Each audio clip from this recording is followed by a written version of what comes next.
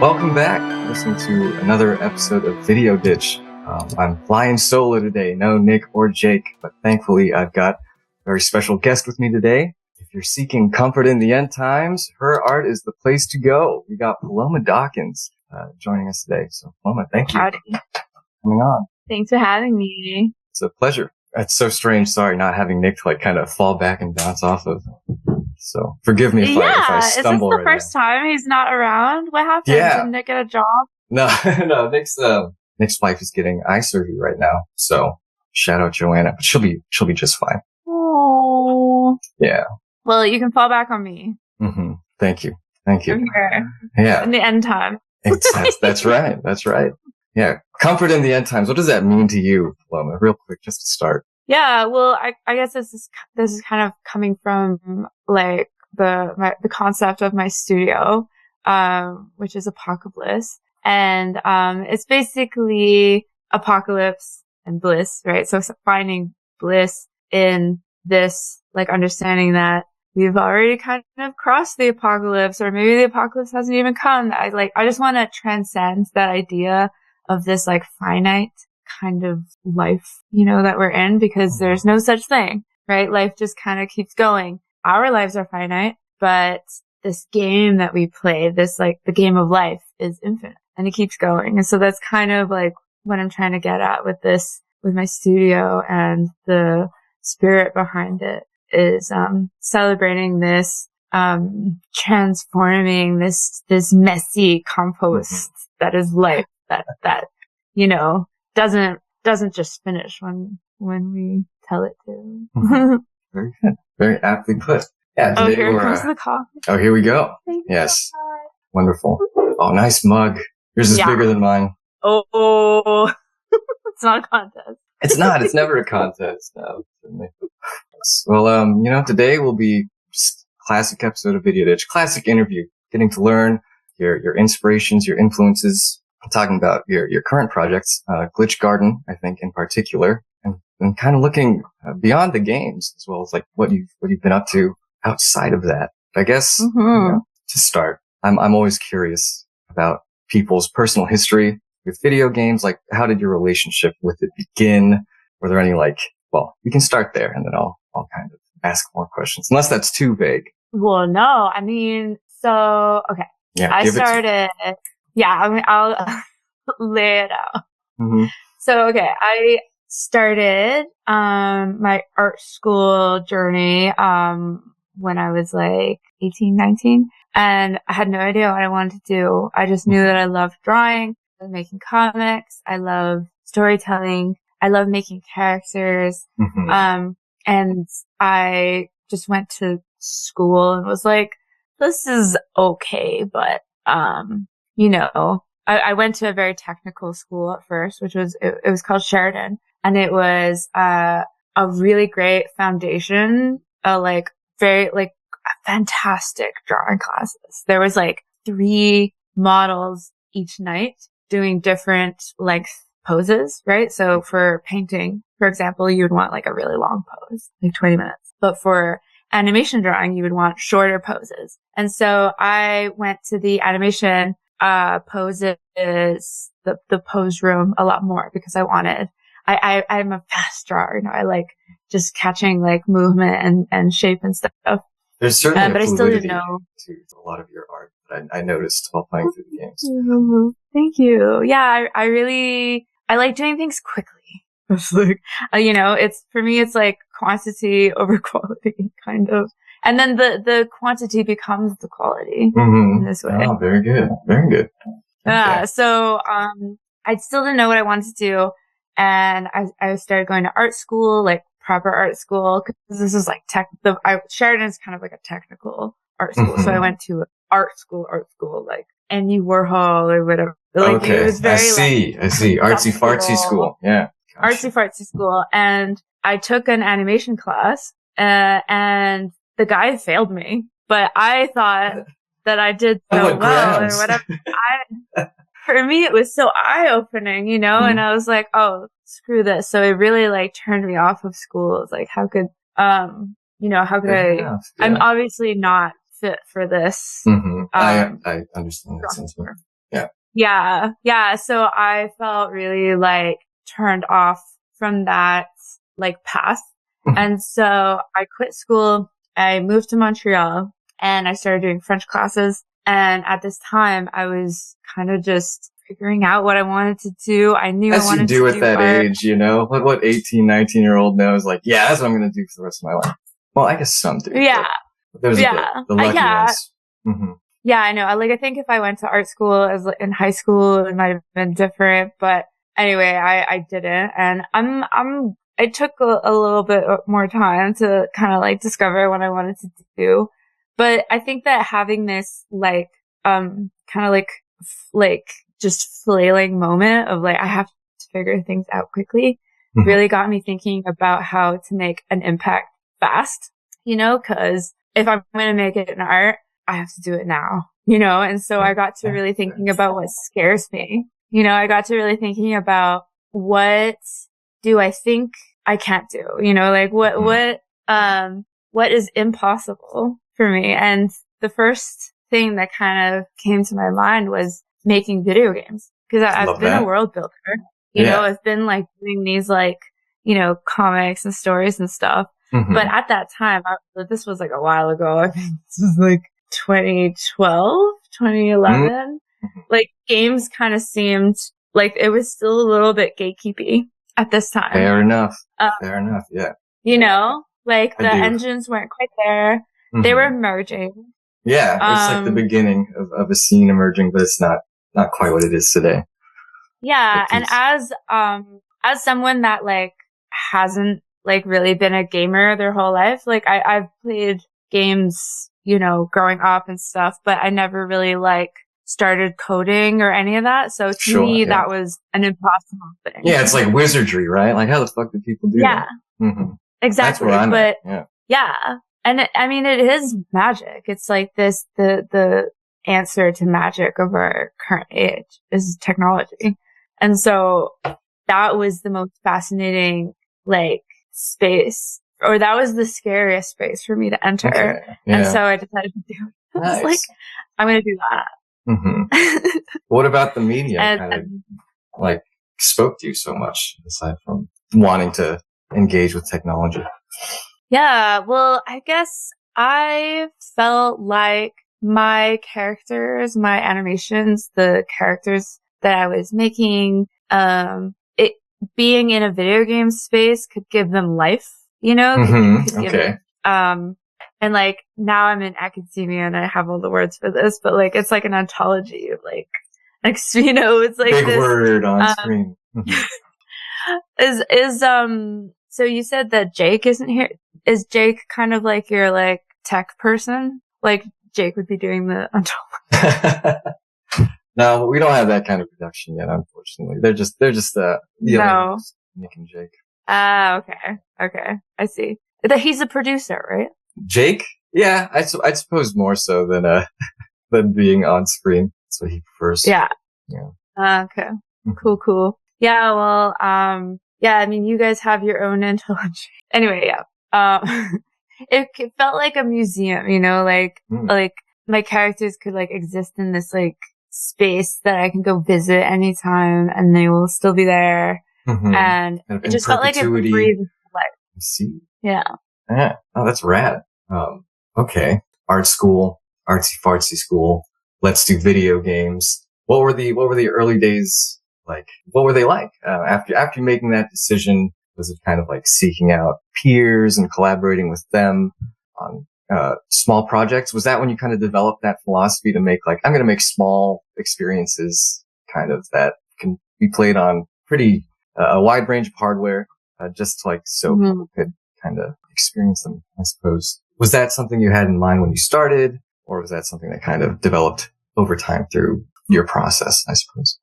Yeah, it developed over time. I think my intention really was to experiment, like when I started. And to me, it felt like lifting this veil and like realizing there was this whole other world available, like video game communities were already really well established. And I kind of just bounced in with these like, trippy ideas, and people were really responsive.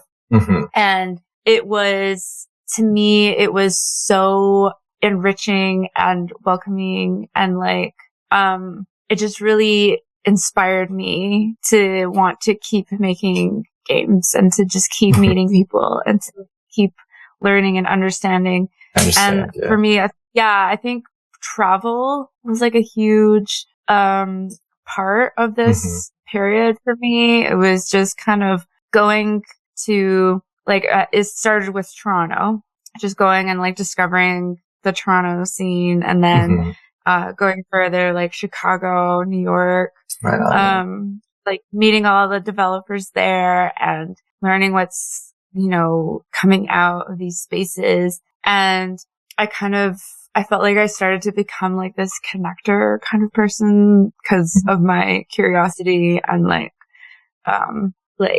I guess kind of like this diehard attitude I had. Like, it was just like, I'm going to do this thing. Yeah. Like, no, hell yeah. Yeah. And people really responded to that, because I think there's a lot of, I think that there's maybe a lack of, like chaos in games somehow. Like, I just feel like there's I understand that. It's super, it can be super rigid because of the market, I think.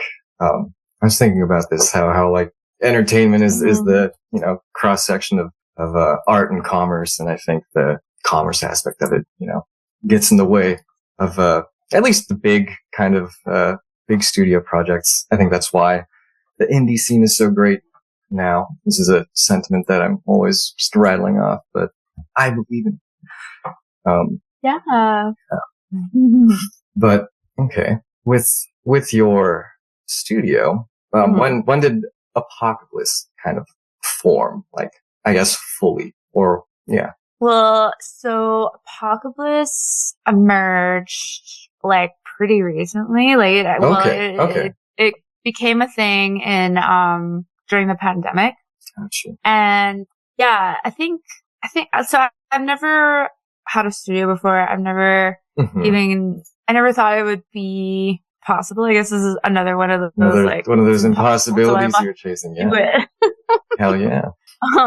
But I had a lot of like support. I went to some incubators, and they were like, it was all online, because this was all during the pandemic. It seemed like there was like huge like influx of money and like excitement, to like do these money things. That's not there anymore now. Yeah.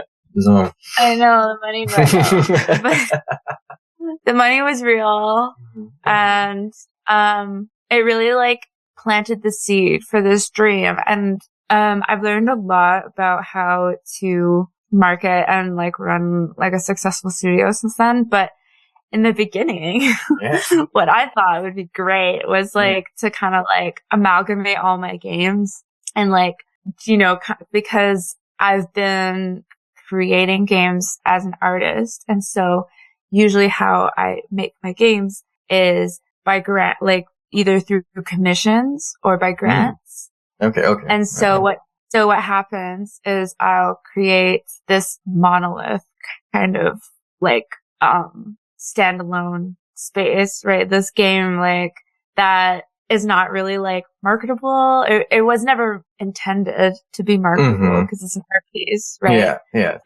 So I had all of these like pieces that, took so much work to make, and I wanted to kind of like reclaim those characters that were kind of like strewn around from like in like different like institutions and stuff.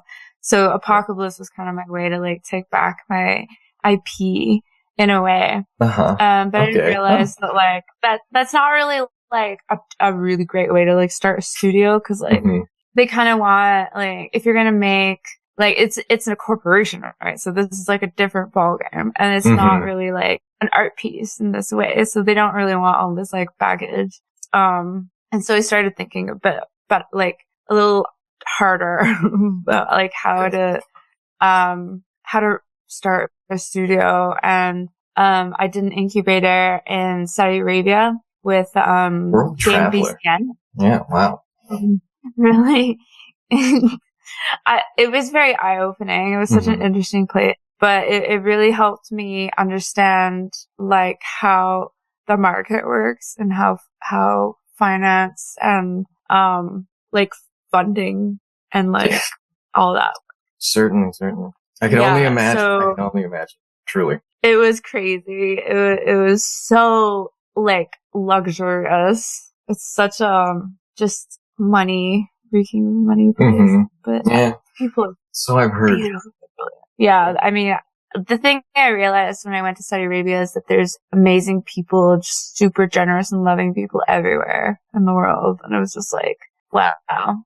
Even this place that like, you know, you hear a lot of like propaganda, I guess. I don't know, just things like against it. And you go there and it's just, people are so nice and giving and, interesting and refined and like it was just beautiful. That's what it's all about though, right? Like going and actually seeing. Yeah. That's great. Everyone smells so good. There you go. Yeah. Oh, okay. So you're an artist. You've written comics, you draw. Has this been a lifelong passion for you? Like since you were a kid, like art was always the outlet? Yeah, definitely. It was kind of like an escape in a way. I've always been a really shy kid. Like just the like I went to Catholic school. Oh, nice. High school. Wow. Yeah, and I would always like wear kind of like the like Japanese girl like vibe, like with her like with my like uniform. And I would just like have like the bangs in the front, just like you know. Those are breaking regulation. They're gonna cut those. Yeah. Yeah. So it was kind of like my thing. I think that's kind of a lot of. I mean, that happens to a lot of like artists. They just kind of like pick something, and then they like do that. And I guess something really cool. And that was my thing. I just drew everything. Did you have any like big artistic like heroes or inspirations growing up, or was this just something that you explored in a vacuum, you know, within yourself? Or no, I loved animation, like any kid, I guess. But there was this movie. It was called The Thief and the Cobbler. Thief and the Cobbler. The Thief and the Cobbler by Richard Williams. And I don't know if you've heard about this, but it's kind of like this masterpiece animation that was never made. And if you look it up online, you can see a recobbled version. So this is kind of like what Richard Williams would have wanted it to be like. This was like his like storyboard. But the version that I grew up with is the like just abomination version. Okay. Totally against. Okay, so what happened is he's the guy that did Who Framed Roger Rabbit. Okay, I can see that. And yes. Yeah, he got like super like rich and just working at like Disney, and they like whatever. But he only did that, and he said it the whole time. He was like, "I'm only doing this so that I can make my film, The Thief and the Cobbler," you know. And eventually, he was like, "Okay, I'm leaving Disney. I'm gonna go work on my film. Bye." And then he goes and works on his film. It's his dream baby. And he gets like halfway through, almost done. Like, I feel like almost done. And then like, so his film is inspired by Arabian Nights. It's actually like very like Arabian. Yeah.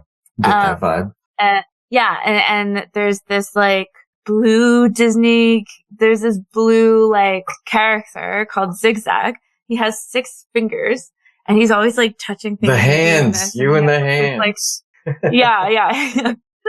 It started early, I see. Yeah, 6 fingers. I was like, that's so cool. Nobody does that in animation. You know? I see.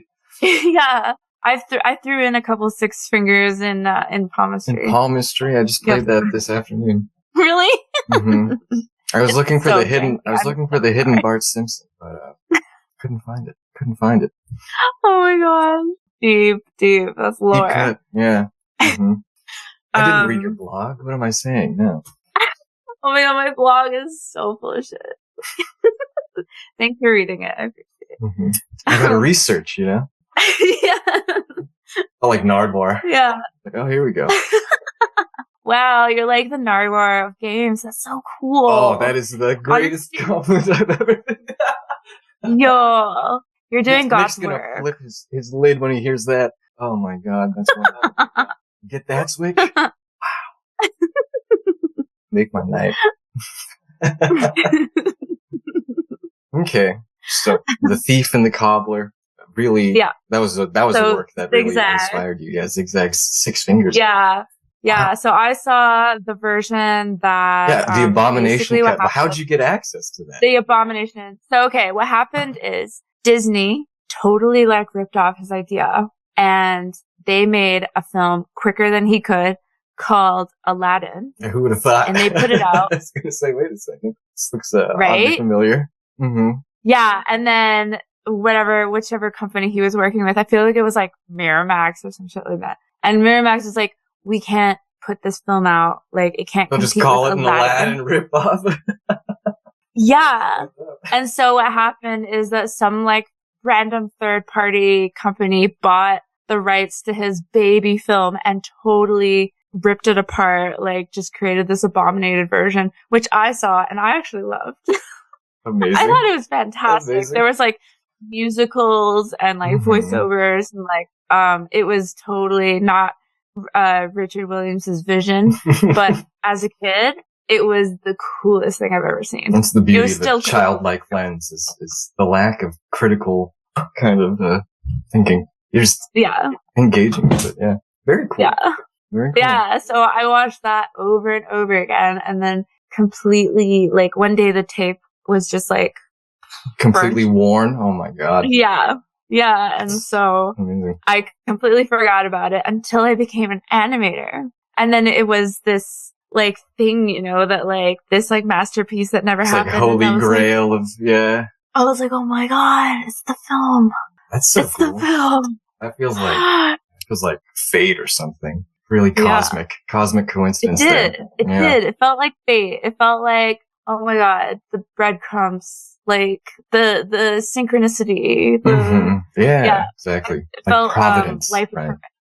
Yeah. Wow. Yeah.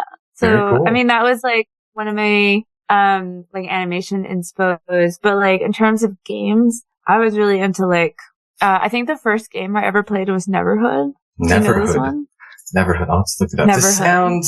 It sounds vaguely familiar. Neverhood. Oh man, it's brilliant. Oh, it's the claymation one. Yeah. Yeah. I've not played it, unfortunately, but I'm familiar with the look of it. Yeah, I hear it's very slow paced, and I don't think I ever actually played. Like, I think I watched because my my babysitter's boyfriend was really cool, and shout out. He like played games and stuff. Yeah, he like played games with me, and like I was just like, yeah, okay, wow, hell yeah. I see. So from a start, you were really drawn to these sort of unconventional sort of settings and then characters. I would say. Yeah. And I'm not saying that like disparagingly at all. They just have a certain quality to them. Yeah. I never really got into stop motion, but I really liked Neverhood. Mm-hmm. And the other game I played, the first game that I ever played was I think it was called Horror, like Goosebumps, Escape from Horrorland. You know this one? No, don't know this one. Oh my god, it's so twisted, so weird. God. Escape from Horrorland. Oh, here we go. Look it up. It's some 90s. Oh my god, this is like an FMV game. Yeah. Like it's an adventure. Oh, and Jeff Goldblum's in it? Is this? Yo, really? He's in a still. Quick Google search. I don't know. What? Crazy. Yeah. Okay. Wonderful. Very cool. Very good. Yeah. The lore. Mm-hmm. Oh, I love it. That's what we're here to divulge and listen. Yeah. Okay.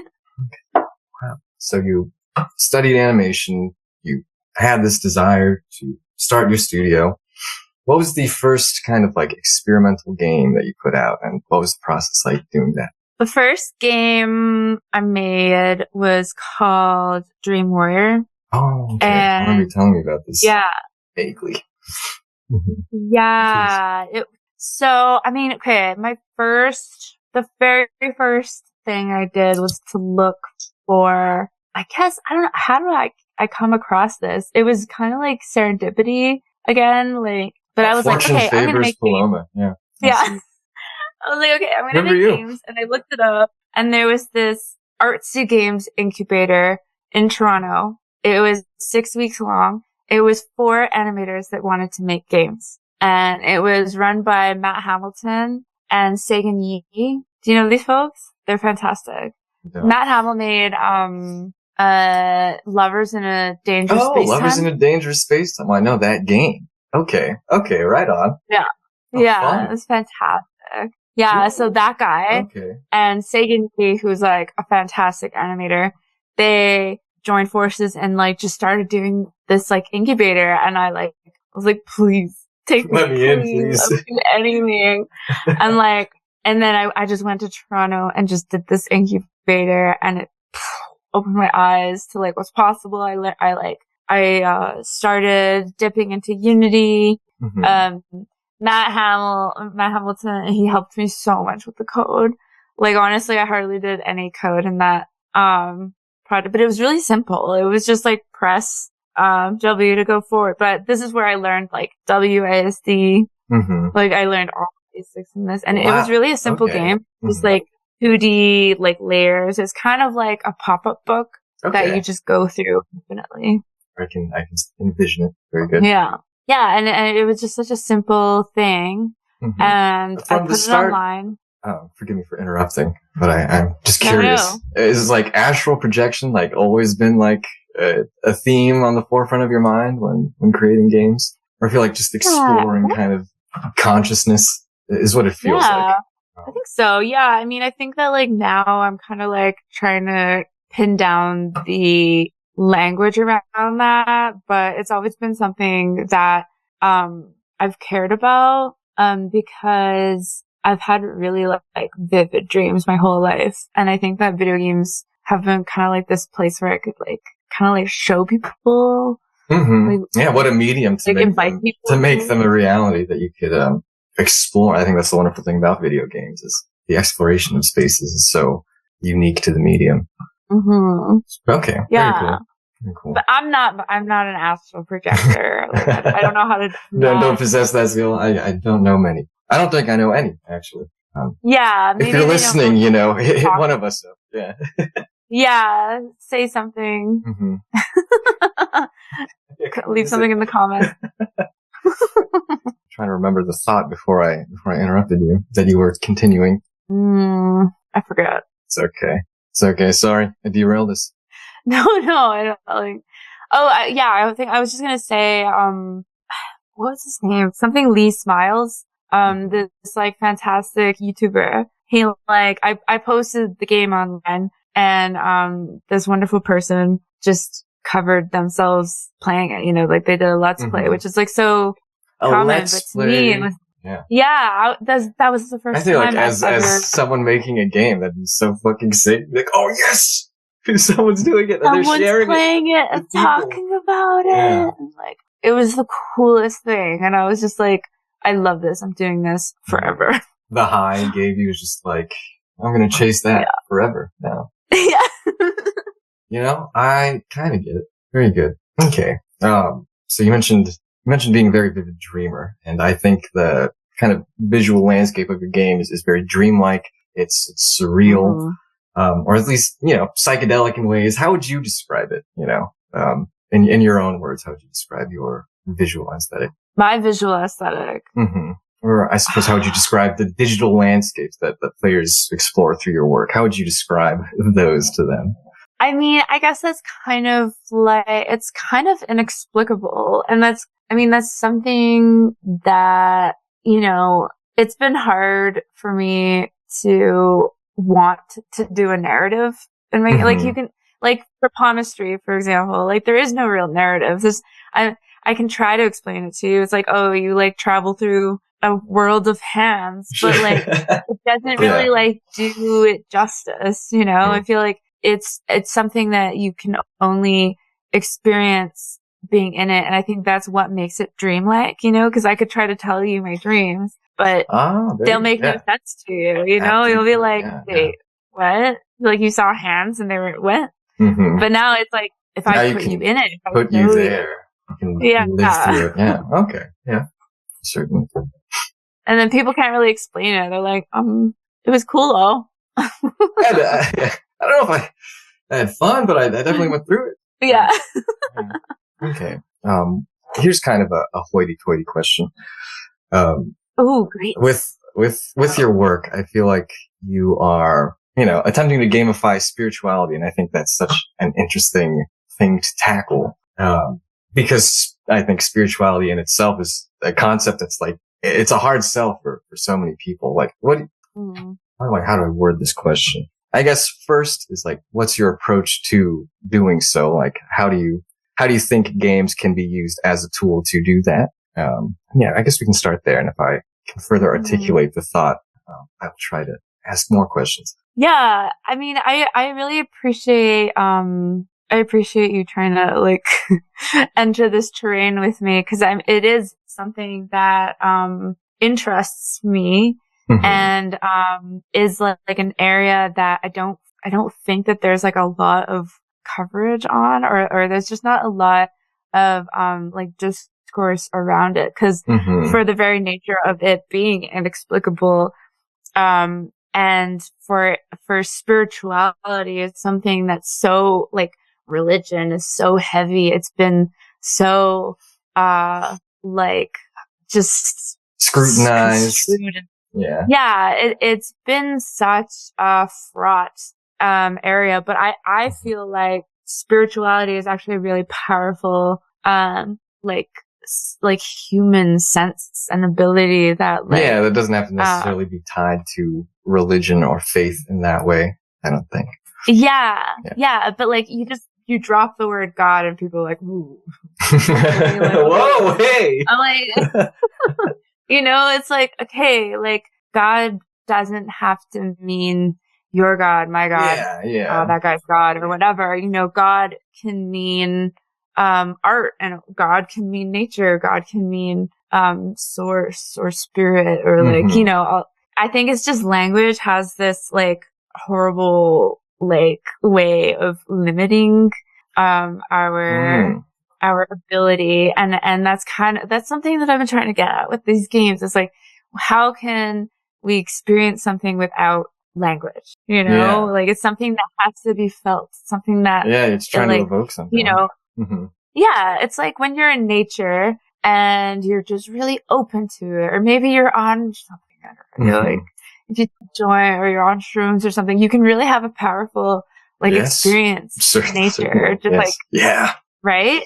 And it's this like choreography of senses, right? It's the smell, it's the way the sounds, it's the sights, it's the feeling of the sun, and it's like just all of our senses being activated in this like just really like simple way can free us to feel something. And I think that kind of like trusting yourself and trusting that experience as real and powerful is the spiritual moment that I'm trying to get at. It's when you buy into it, then that's when it opens up to you, I think.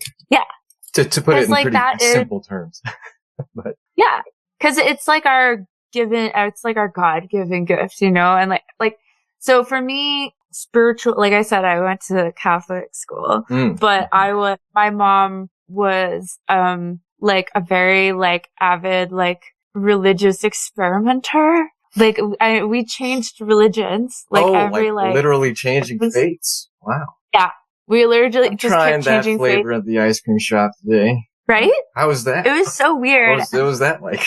I feel like that creates such an interesting concept for, the idea of religion and faith to you, because you've seen it be interchangeable and through like so many other people's lenses and other people's contexts. Yeah.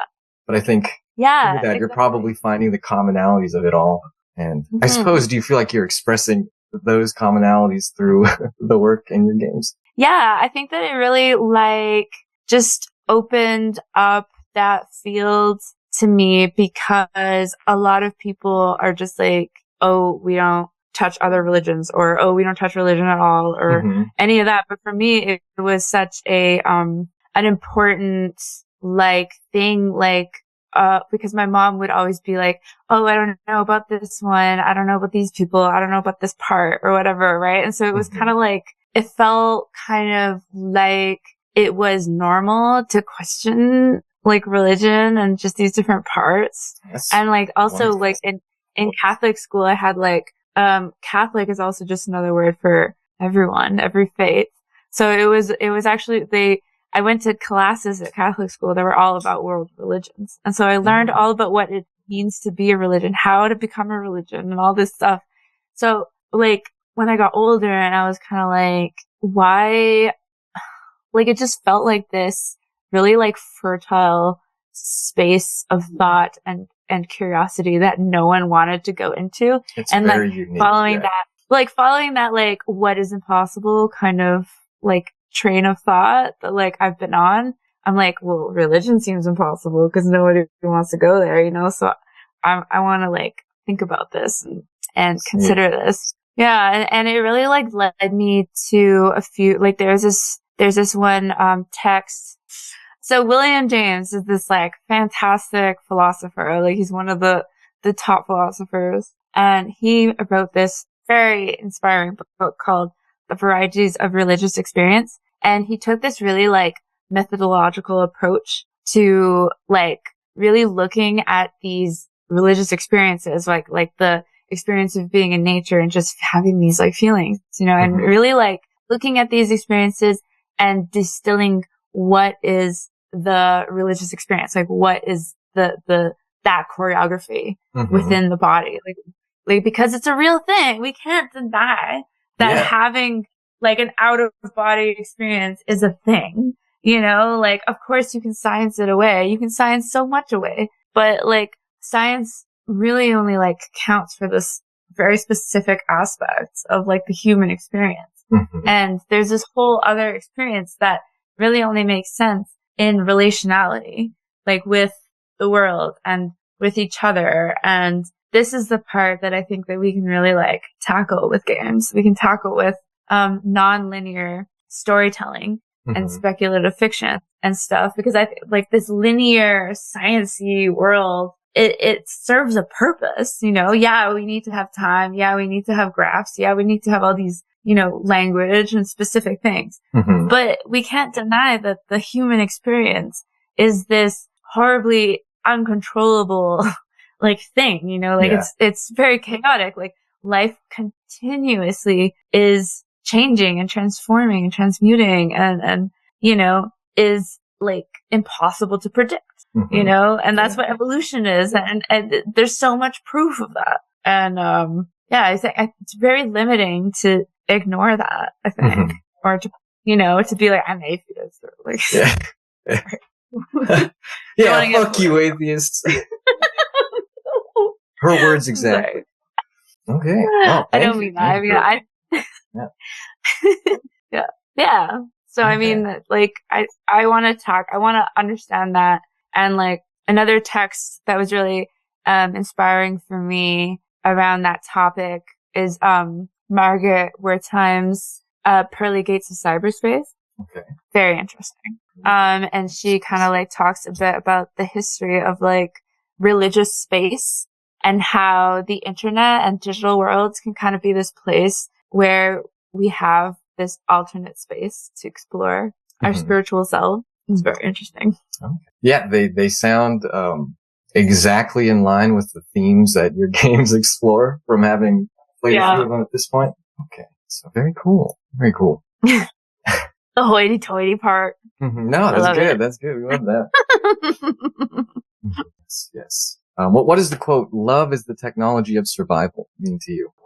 Ooh, that's a good question. I mean, I've been thinking a lot about this actually, because I think that without like some lead up, you know, that can, I mean, it sounds very poetic, but what does it mean? I mean, I think that, like connection and living in relation to each other, like I was trying to say, this like living in relation versus this like linear, predictability. And like this requires this, you know, we need both.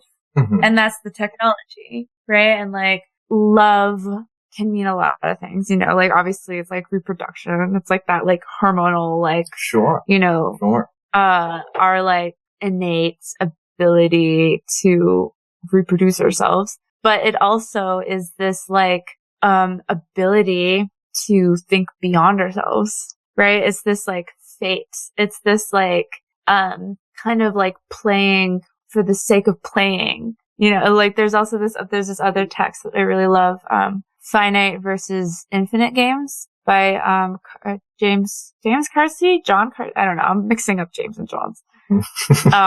But Carsey. Mm-hmm. And, it's terribly interesting. Actually, I just emailed someone a quote from it. Here we go.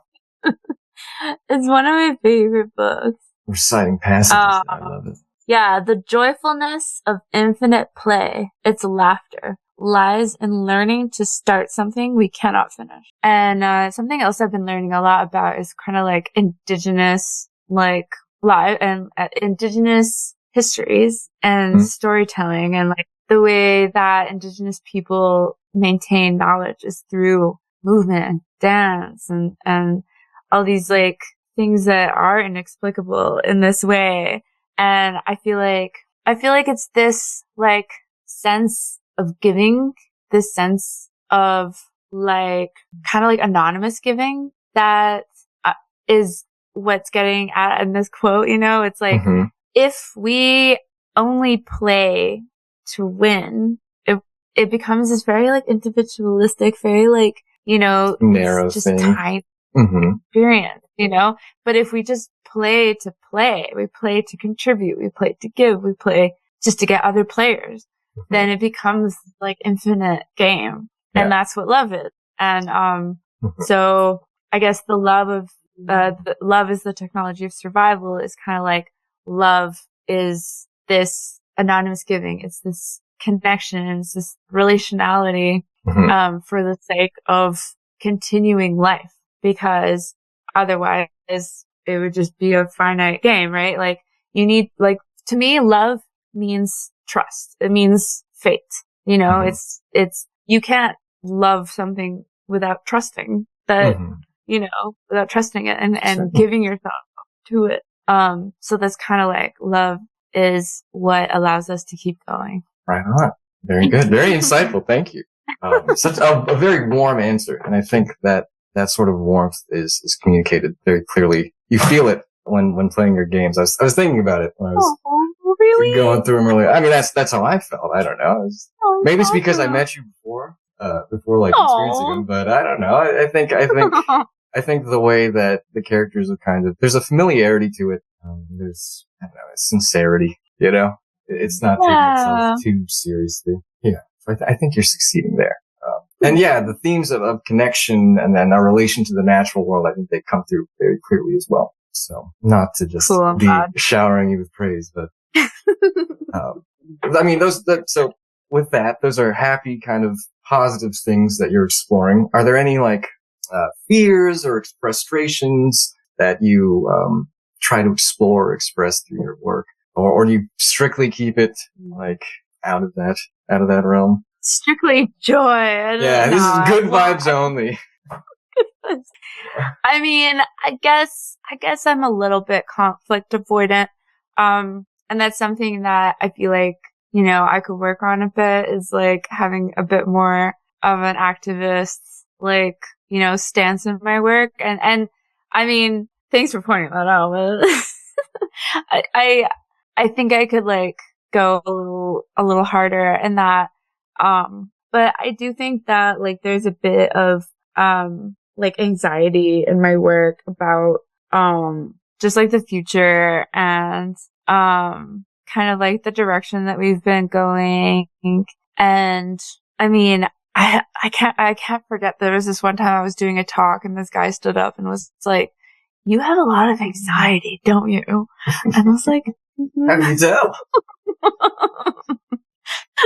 Cause yeah, there's this like kind of like dark, cute thing that I like playing with. And like, I feel yeah, I sometimes I'm not feeling like super great or super happy, and like I like acutely don't aware really of how bad things could be at all times. yeah, Yeah. totally. I want rot, and so I want to explore rot a bit more. I want to explore like the dark, the like compost, the like, because, and this is also like something I'm learning about how to deal with through academia, but there's this whole concept of like staying with the trouble, Donna Haraway, very interesting academic. But yeah, they have this whole like staying with the trouble, like holding difference and instead of looking away, just really like containing and like, and this is also an aspect of in spirituality in like Vipassana and like Buddhism, and for example, like where you locate the pain and you really like look at it and you just face it and don't shy away from it, and you let it be what it is. And by letting it be what it is, by breathing through it, by allowing your body to continue to exist while you feel that pain, you disintegrate it kind of, like it becomes you natural allow it to in pass. a way. Yeah. And so there's something I want to tackle a bit more in my work, is like how to like just sit with that pain, that like to coexist with those emotions. And yeah, very cool. Okay, well, would you like to talk about Glitch Garden specifically, or do we want to talk more about the Apocablyss catalog? But yeah, we can talk about Glitch Garden. This is the latest project you're cooking. This is my game. This is the ultimate game for me in a way. It's the ultimate game. The ultimate. But yeah, it's kind of like a culmination of a lot of different ideas that I've been playing with over the years and have been like really working up to be able to accomplish on my own, because I've done a lot of games with a lot of different people, and I always have to like bend my ideas. This is a problem I've heard many sort of developers share. Not necessarily like the compromise of it all, but yeah, just having to give a little. So yeah, and I don't want to keep giving in that way. I want to I appreciate the support and the guidance, but I want to be in control of the message, and so Glitch Garden, I've spent like since like 2021, I've been working on this, and I've been trying to figure out how to tell this story. And I've been building a whole like framework around how to like, basically I've been building a house to like raise this thing within. And so the house is built. Now I just need to make the thing. And so it's still in its nascent era, but I'm so clear on what I want to accomplish with it. And, so it's just a matter of like plucking away. But so basically I can give you the like elevator pitch. We love those. Let's see. Maybe you can edit this out. Oh yeah. Just waiting. Don't worry. Okay, here. So you're hired as a programmer to eliminate bugs from the mysterious Apocablyss gardens. But every time you capture a bug, you change the garden. And so by cooperating with the creatures in the garden, you're able to unlock new areas and explore new areas. So this is kind of my like answer to techno-feudalism. It's like you're hired to this garden to destroy it. Are you going to destroy it, or are you going to explore your capacity for compassion and work with the characters instead? And it's kind of got this like moral thing, like Undertale, but it's a bit more. People love those. Yeah, because it's also fun to like just be the bad guy for a second. And I think that's kind of like an aspect of our culture that, where do we be the bad guy? Like, totally. We be the bad guy. How do you express it in a healthy way? Yeah. Yeah. Why not games? Yeah. The healthiest way to express it. Yeah. You're not hurting anyone. Exactly. just be a bad guy in games Mm-hmm. and then be a good guy. Yeah, get it all life. out. Yeah. Exactly. Yeah. So this kind of, that's the backbone of this game. It's kind of like a cozy game. It's made for Gen Alpha. Gen so Alpha. Like, God damn. Yeah. I feel old as shit. I know. It's for them. Oh, all right. Yeah. Hey, good for them. They need it. Kiddos. They need it. I mean, they're the biggest generation in human history. Yeah. Jesus. Yeah. I believe they need the tips. They need the tricks. They need to know what's up and like set them on the right path with this game. There you go. Yeah.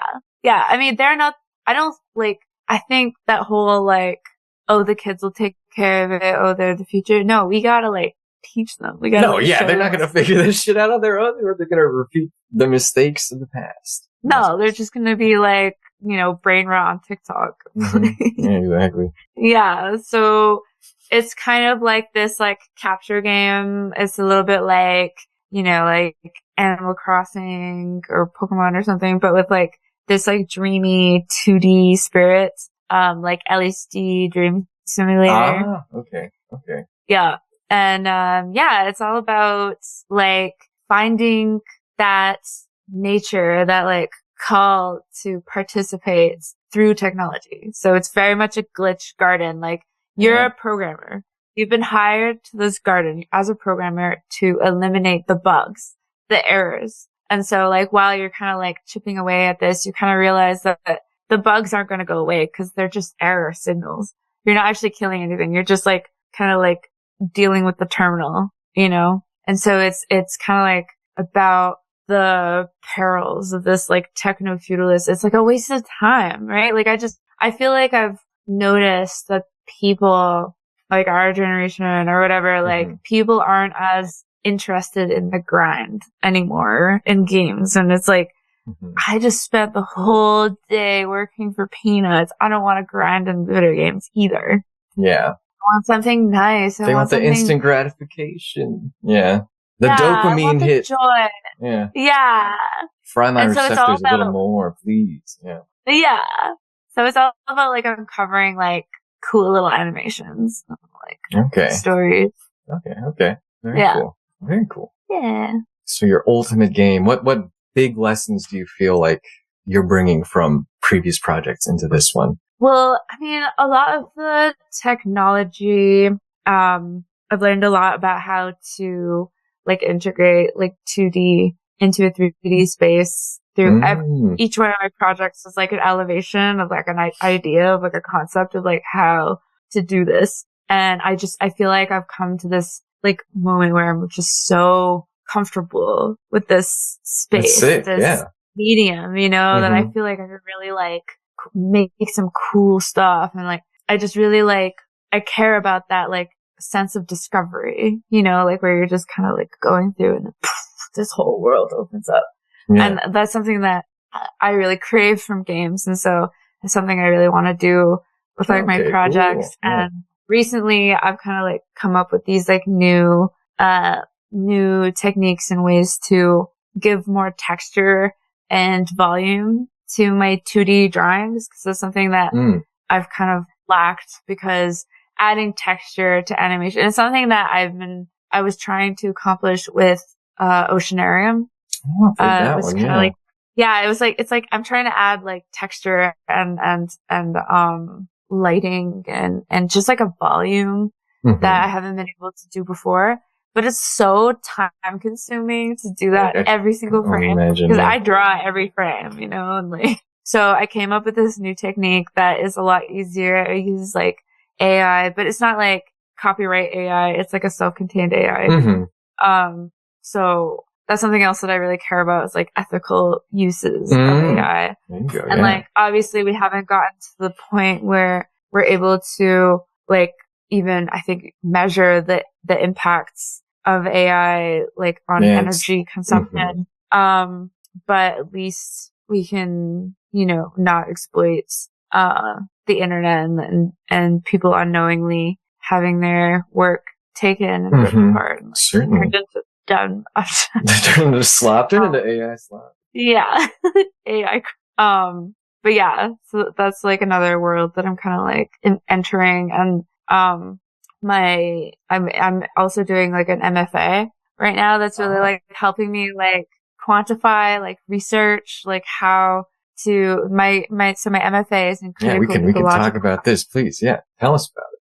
Yeah. It's a really interesting program and it's really new and it's something that I've been really like creating and looking for. And the program just popped up at Emily Carr and I was like, hell yeah, I gotta do this. So it's all about like and it's kind of like a vague term, critical ecological practices.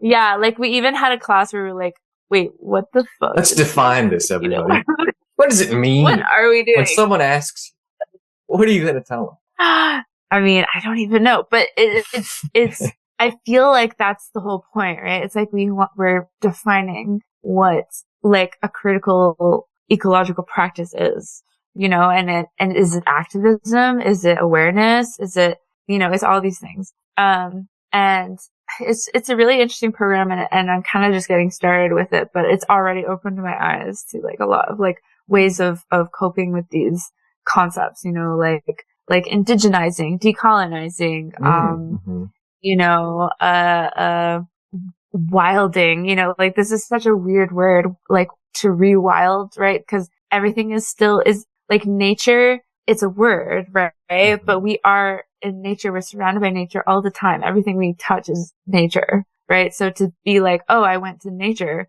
you're in nature, you know? I see. Yeah. And if we think about it like that, like our games are nature. We're in nature. Our technology is part of nature. So I just don't think that there's anything really like separate here. It's only the language that we use. It's just like a colonizer language, right? To be like, oh, nature, that's something scary. Like boxing it in, limiting. Yeah, totally. Yeah. Wow. Very interesting. Yeah. That's super cool. Okay. And you feel like you're going to be bringing these principles into your game dev, your game creation? These are like narrative. Yeah. I mean, obviously, like you mentioned, I mean, games are a very like, colonial space. You know, it's like, it's very dependent on these like, markets or whatever, commercial stuff. So, I mean, it's more narrative, but, I do want to like I want to experiment with like how to decolonize that space in so many ways. Yeah.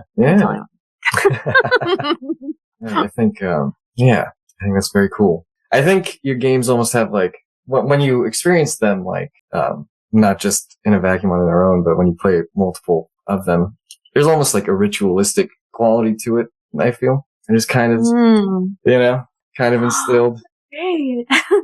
Especially with all the themes of like ascension and like connecting across planes. Yeah. But I feel like it's one of those things that if you're in the right mindset, right, it could change your life. Yeah. Like nature can. Or, like nature can, you know? Exactly. Or realizing that we're a part of nature everywhere we are. Mm-hmm. Yeah, a small part of something much, much bigger. Yeah. We kind of mentioned psychedelics earlier. And if this, we could go off, we could edit all this out, Zwick, if it gets, legally compromising, I suppose. I love psychedelics. I mean, I don't do them enough, actually. This is. Same. I wish I was on psychedelics right now. Not sure. I know. I would not be able to get through this interview. We'd be talking for 5 hours. Like, yeah. Yeah. I mean, that's something that like people are like, oh, this girl must be high all the time. I'm like, dude, I can't make games high. Like, what are you talking about? Like, I need to focus. I need to focus. Yeah. No, I mean, like, it's funny. I always get gifted mushrooms and then I like lose them or something. But I feel like the mushroom is like really trying to be like, come join us. Really, like, you know, a lot of that like blooming sort of imagery. Very, very much like trip visuals. Yes. I mean, I feel like that kind of like feeling of the bloom is actually really mathematical and predictable in this like way though, because like our eyes are made of nature is made out of, right? So we're basically just seeing math, and that's what makes it seem trippy because it's beautiful. Yeah, that's a great way of putting it. Yeah, viewers, listeners, if you haven't had a psychedelic experience, play one of Paloma's games, and you'll kind of get close. Certainly. Yeah, I mean, I've been thinking about, because like I actually get asked a lot to like trip sit, or even just like when people are on mushrooms, they'll like call me and be like, "Yo, just thinking about you." Maybe I should call right now. And I'm like, "Yo, that's sick." Yeah, but, like, good job, dude. Hell yeah. Well, that's fun. But like, yeah, I've been thinking about like doing a game that like really helps walk people through that experience, even just like as a digital, because some people can't take mushrooms, because whatever, just like different proclivities. Yeah. But like, because that experience it's called an altered state of consciousness, right? And so in an altered state of consciousness, you can rewire your brain, and sometimes that is what you get when you're in nature, or you can get that in like dreams and stuff, but you can also really like contain that experience through psychedelics, or meditation even. But like, how to make the best of your altered state of consciousness is something that I think that we don't really talk about in our culture enough, you know, because and mushrooms and even weed can be like deeply psychedelic, right? And we don't have any you know, just like paths. And like Canada, they legalized weed and they didn't tell people like how to tell anyone. Oh, tell them to have. Yeah, like I mean, here, take some of these doobies. We'll put them on the shelf. Yeah, just do it, you know. But like, come on, you gotta like tell people. Responsible consumption is a huge part of using substances. Yeah, yeah. I feel like it's an important part. Like, I mean, next $1 million game idea. A game about smoking weed. Teaches you how to smoke weed. Yo, you want to smoke weed? This is how you can have a dope experience. So funny. That feels like a state-sponsored video game. That feels. Yeah. Canada's. I mean, Trudeau loves drugs. I'm sure. It's funny.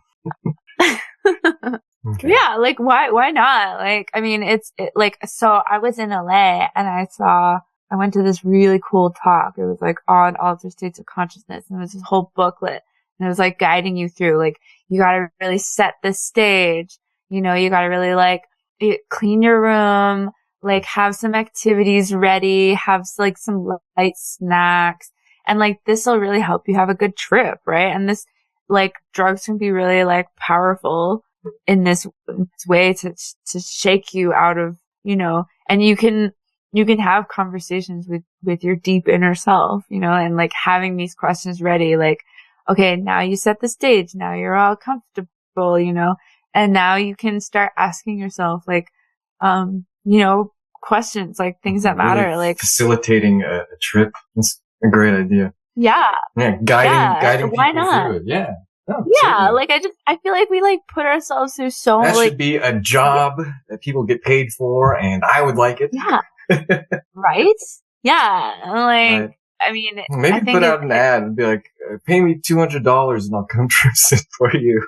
And I'll bring my kit, you know, that'll facilitate, the best trip, 5 stars on Yelp, you know, kind of thing. Yo. A new profession. That sounds like, I feel like I need more training for that. Like, I need a degree. Yeah, I need a degree. Yeah. Oh my god, imagine if that's my thesis project. It's just this, like... I want to be involved with that somehow, that becomes a thing. Whoa. That'd be cool. Ideas. Wonderful. What kind of, I guess, coming back down to your game or your games, I'm just going to keep talking about your MFA. But you mentioned you wanted to talk about the Seaside Gaming Collective. Could you tell me about that? Yes. Yeah. Did you guys recently celebrate an anniversary? Did it celebrate its first anniversary, or am I misinformed here? So, okay. it's a new collective. We just started. So it kind of like, formed out of this new space. So, I mean, Montreal has been going through a huge, just like cop out. Like they're just like shutting down all the cool venues. I mean, like anywhere else, we're in a housing crisis. Airbnb has been taking over, and it's just like Dystopian rents have shit. gotten. Yeah. I know, just normal dystopian shit. It reached Montreal. I mean, Montreal, when I moved here, you could find an apartment for like $600 a month. Like literally. Wow. Like a That sounds so nice. Yeah. Isn't that crazy? That is crazy. And now that's you could get a room for $600. Yeah. But that's really good too. That's cheap. I mean, yeah, it's not like that. Yeah. So all of the cool venues, the places that I used to, kind of like do shows and stuff. Cause I mean, my games are very like community formed. Actually, I don't know. That's another part is like, I start making games by showing them at parties or at raves and then getting like feedback by people, you know, just watching people play and being like, oh, that doesn't work. That blah, blah, blah, whatever. How organic. They're very experienced. Yeah. Yeah, right? Like, I mean, I think it's really important if you're making a game to just show it early, get people in there, you know, because otherwise you're making a game in a vacuum, right? And like, I think some people might value the, you know, having like not having to compromise their vision at all till the end, but I'm sure it would probably work in much more people's favor than their detriment if they were more open to sharing. Yeah, I mean, I get it. There's this whole, like you said, like we've been saying, like the commercial aspect, like you gotta like keep hush hush or whatever. And like some people, they really like they know what they're doing. It's like a well-oiled machine. But if you're trying to do something really different and like something, you know, that has never been done before, then you need community feedback. You need people to be in there early. You need to be iterative and quick on your feet and like trying things, you know? And so that was always like a huge part of my like workflow was showing things early. And then all of that kind of just stopped because there was nowhere to show things. There was nowhere that was just casual enough to just, you know, show an unfinished game and get feedback. And so recently a new venue opened up in Montreal and a bunch of us, like game curators, were really excited and we were like, yo, this would be a sick spot to show games, you know? And so we formed this collective because all of us had the same idea at the exact same time. And now we're just kind of showing stuff. More serendipity, more synchronicity, just crazy. Yeah, and there's a huge need for it, especially in Montreal. Like, I don't know what happened. I mean, I think that there are some things in the commercial space going on, but there's just not a lot of events, and there used to be a lot. So, I mean, I don't know if this is happening everywhere. But yeah, Montreal's been really like starved experimental places for games and playful media. Yeah. So that's kind of what we're working on now. And our next show is coming up at Radio Snack, and we're curating like a selection of games that we love to show at this event. And we're also maybe working on something for GDC. We'll see if that happens. Okay. But yeah, we are things are kind of coming together. I feel like there is a huge need for curation in this space. So we're open to doing like shows in other places, and kind of like, I mean, for me, it's about highlighting experimental games in Canada from Canadians. Because yeah, I feel like we have like our own specific approach to media. I think that there's a lot of really cool.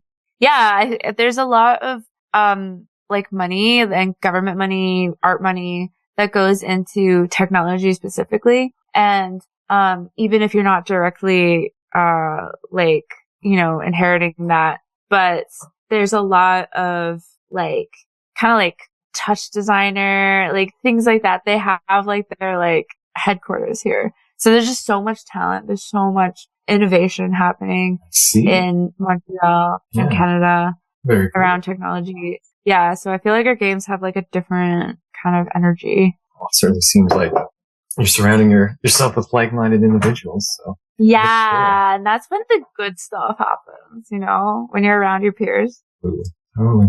Very cool. Well, are you still doing tarot reading? Or am I pronouncing that right? Tarot, right? It's tarot. Tarot. Yeah, I'm doing tarot readings. It's really fun. So I designed my own deck. I got your card over there somewhere. Yeah, you got a card. Oh, yeah, I should have given you a deck. I'll send you a deck. But it's like, we only have the major arcana right now. Do you guys have an office? Oh, the Empress. Wow. Yeah, That's a nice card. The Empress. Hell yeah. Yeah. Very nurturing. She's given. Yeah. Also, that reminded me of another photo I wanted to show you. Sorry.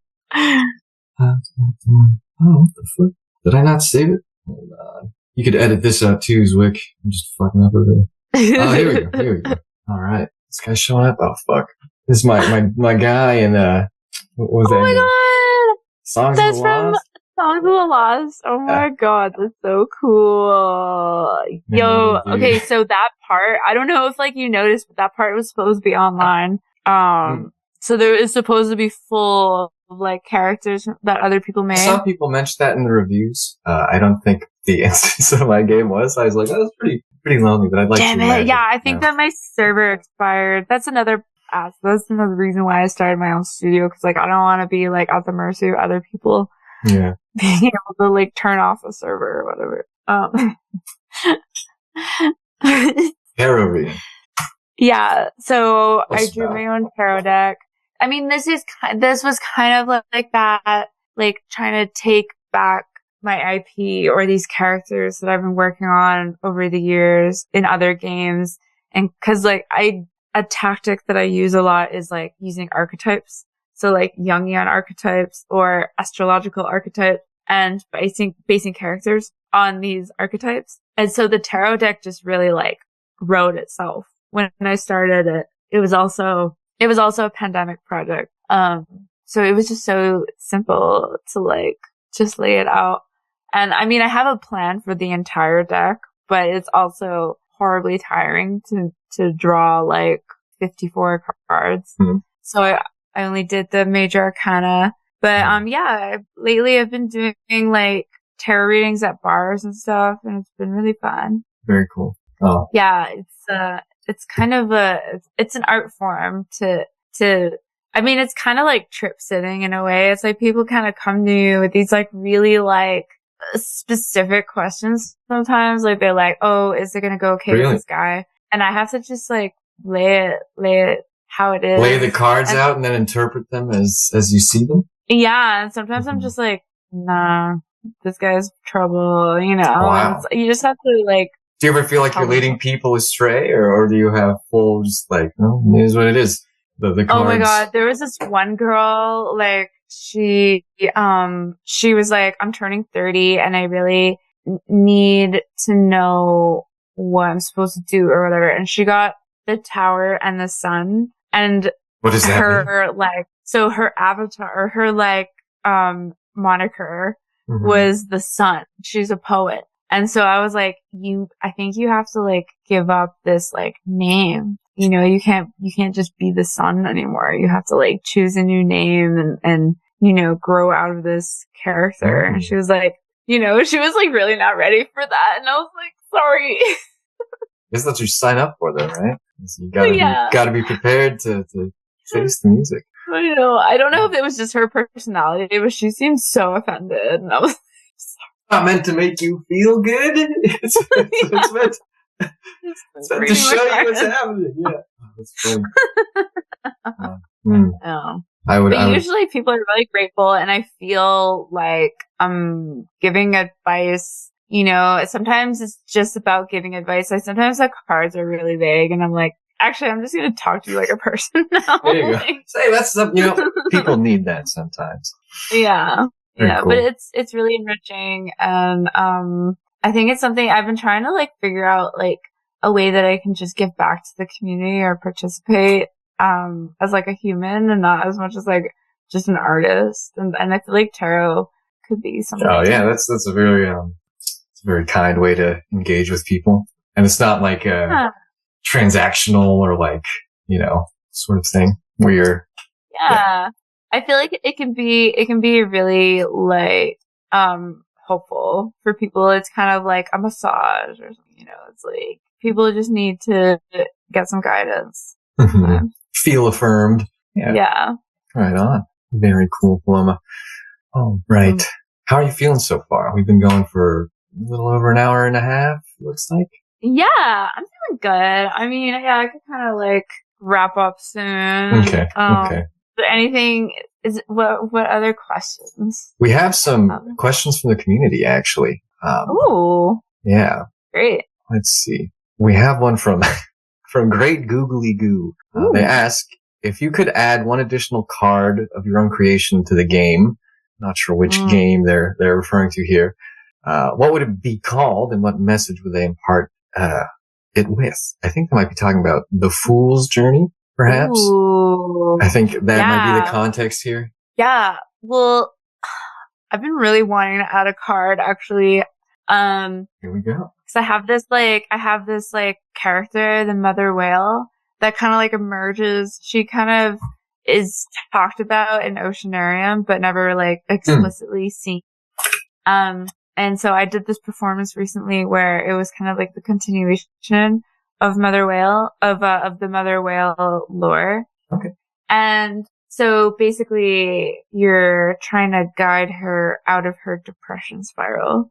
This is she's in a depression spiral because she's one of the last whales and she's lost her way. Nobody else is answering her calls. So she's gotten lost. Reason to be depressed, yes. I know, it's so sad. The whales are going through it. I'm so sad. That's real as fuck, actually. Yeah, that is a bummer. Yeah. So I want to make a card for Mother Whale because, like, we really did a huge injustice. Like, there used to be 5 million whales on Earth, and now there's less than 1 million. That's insanity. Yeah, it's absolutely horrible, and they're such beautiful creatures, just so smart and talented. Like they have such abilities and capacities for love, and it's such a tragedy. It's such a crime what people. I watched humanity did to the winds. Yeah. Yo, what the fuck did humanity do? What are you doing? Yeah. Get your ass out. Okay. Get your head out of your ass out of the ocean. Get out of here, man. Out of the ocean. You don't belong there. Exactly. Yeah, but yeah, I would add Mother Whale. I think she would be Justice. Or Judgment. Ooh, she would be Judgment. She would decide who gets to progress. So basically the Fool's Journey is like an experience, right? Do you know anything about the tarot? It's kind of like every character in the tarot deck in the major arcana is a version of the Fool that is on this journey to experience the richness of human life and this cyclical, the cyclical nature of life. And like we all kind of experience the same things, and that's why tarot works. Is because it's just like reminding us that these are not like unheard of things. Like we are going through all similar things together. And the only thing that makes your issues like so unique and crazy is because you're not talking about it. But everyone goes through this shit, Wow, so being able to just like put it, like being able to share in this human experience just makes you realize that you can overcome anything, and that your experience is unique, but it's not like crazy. It's like like we all go through similar things. Yeah. We have more questions from Buns. They ask, if you are asked to develop your own language, what would you try to incorporate? I think this is for like fictional settings or a fictional world. Ooh. Yeah. Have you ever experimented with language crafting or anything like that? Yes. Did it have any roots in people language, or was this just like pure fantasy? Well, so I mean, I like when I was younger, I kind of just like wrote my own languages, like my own like script or whatever, just to be all secretive. I feel like a lot of people do that. I don't know. It was just like for fun. But now I'm kind of like starting to see like just like how natural patterns are a kind of language. And there's this concept of pareidolia that I really like. It's kind of like, do you know this? It's pareidolia. It's like this. What a big word on the screen. I know, another big word, pareidolia. But it's like this like ability that our brain has to look for patterns in random shapes. So I don't know if you've ever kind of like, if you see like noise and you start to see words or letters or languages or something, that's the pareidolia response. Okay. And so like I've just been kind of like writing this alien language because sometimes, you know, I think like it's kind of like when you're on psychedelics. I don't know if this is like I haven't done a very heroic dose. But I think that when I was younger and I did like my first like, you know, like heavier doses. Mm-hmm. I don't know if this can we talk? Wait, I mean, I'd like to hear it regardless. As, you know, we'll discuss this as a group after. Well, yeah, I mean, I feel like, yeah, like I felt like I was seeing like shapes in the wall kind of turn into languages and stuff. And I feel like this is something I hear in like trip reports a lot. It's like being communicated through this like alien language or something that, you know, and I think that this is just a thing. And this is another part of this, like, you know, varieties of religious experience, like varieties of trip experiences. Like they actually have like a lot of commonality. And I think that it's kind of the key to unlocking our mind and the way it works is to understanding these like extreme experiences, right? And so I feel like this alien language is like actually a huge part of our language cognition. And so it's just something I like playing with in like my work is just this like trippy alien language. Kind of runic. That means stuff. Like, yeah. The next question. What do you think is your favorite kaleidoscopic author / creator? Ooh, kaleidoscopic. What a great I like that adjective. Yeah. Yeah. I mean, that's really specific. Who's my favorite kaleidoscopic? I guess I don't really know.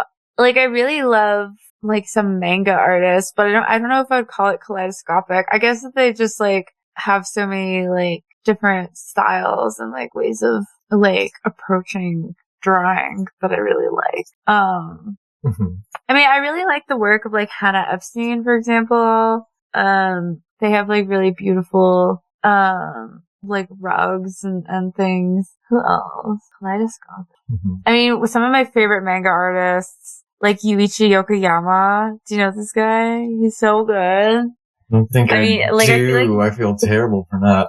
Oh, you look it up. I mean, his book Travel has like these like really like kaleidoscopic characters.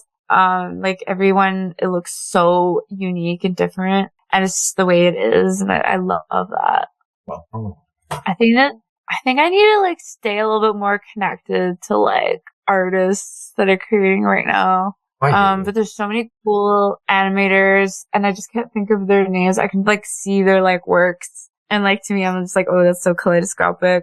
I mean, there's a friend of mine, like Dante Isabella. Shout out. Like, there you go. Yeah. He does cool stuff for kaleidoscopic animation. Yeah. There you go, Buns. Question answered. Next question from them. What were the challenges for creating, for VR? Working VR experiences. Yeah, that's a good one. I mean, I think that like VR kind of became more an answer than a challenge. The challenge was actually how to make a video game. Cause like, I don't know, if you experience my stuff, it's mostly just like WASD, jump and talk, right? So like, the first time I was given like a proper budget, I was like, I gotta like push this, you know, I gotta like have a mechanic. You gotta spend the money. Yeah. I gotta spend this money, you know, I got money. What am I gonna do? I can't just walk around. But like, it became this hindrance because I don't really know what kind of mechanic. Like, I was kind of like, oh, maybe they like kick a ball or like whatever. And like, I feel like that kind of game design actually takes a lot of knowledge and understanding. And I just wasn't at that point. For me, it's all about narrative and art and sound and stuff. And so VR kind of freed it to stay like just the art and the sound. Yeah, certainly. That's a medium where the medium is all about just the experiencing of the space. So for your work, so that's perfect. Yeah. Perfect fit. Yeah, totally. Yeah, so it was freedom in this way, but then I feel like the format became a limitation, like having to put on this headset and be all alone. Yeah, like I remember the first times we were showing it, like at festivals, there would be lines all the way around because we had no, like, it's a 20-minute long VR experience, you know, we had no like structure to deal with that. You know, it was just like a first come, first serve, but we didn't realize there would be people wanting, you know, lots of people that would want to experience it. It's novel. And so, like at the time, it was one of the first of its kind. And so that kind of structure wasn't really like figured out yet. And now there's like schedules. You like set a time and you come like do it then. But, it was like a learning curve, in that sense. But in the like narrative sense, it was so freeing. I was just like, a play. I get to make a play. It's so nice. That's awesome. Yeah. Well, that brings us to I think that's the last of the community questions. So thanks everybody for submitting those. Thank God. Yeah. Always love it when they follow through. Yeah. I love the community. So which brings us to the plugs section of today's episode. Where can viewers find you? Yeah. If they want to play your games. Yeah, I am often on Instagram. If you ever want to hit me up, just chat with me, send me a DM. My Instagram handle is mysterious999 and, my studio is Apocablyss. So just hit us up. If you want a reading, I'm totally open to that. I love doing readings. Oh man. Next time I should requested a live reading next time. Oh, that would have been fun. I don't have my card, but yeah, next time.